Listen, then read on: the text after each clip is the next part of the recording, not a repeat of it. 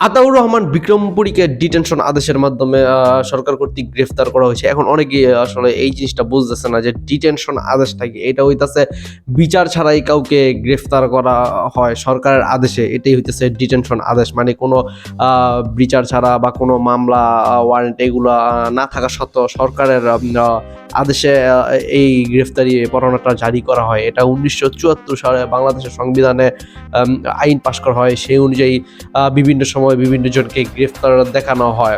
আর এটা গ্রেফতারের পিছনে কিছু কারণ থাকে। তো কোনো ব্যক্তির কারণে যদি দেশে বিশৃঙ্খলার সৃষ্টি হওয়ার সম্ভাবনা থাকে, সেক্ষেত্রে তাকে গ্রেফতার করতে পারে বা চোরাচালান, জঙ্গিবাদ আরো বিভিন্ন ধরনের সমস্যার কারণে কাউকে গ্রেফতার দেখানো যেতে পারে। ডিটেনশন আদেশের মাধ্যমে বিক্রমপুরীকে গ্রেফতার করা হয়েছে। আসলে এটা কতটা যৌক্তিক হয়েছে এ বিষয়ে আমি কোনো মন্তব্য করব না। এগুলো আপনারা এই কমেন্টে জানাবেন যে এটা কি উচিত হয়েছে কিনা। আর বাংলাদেশে এত বিশৃঙ্খলা, এত সমস্যা হইতেছে নির্বাচনের আগে, এই কারণে কেন শুধু ইনাকেই ডিটেনশন আদেশ জারি করার মাধ্যমে গ্রেফতার করা হয়েছে? এই প্রশ্নটা আমি জনগণের কাছে বা পাবলিকদের কাছে রেখে গেলাম।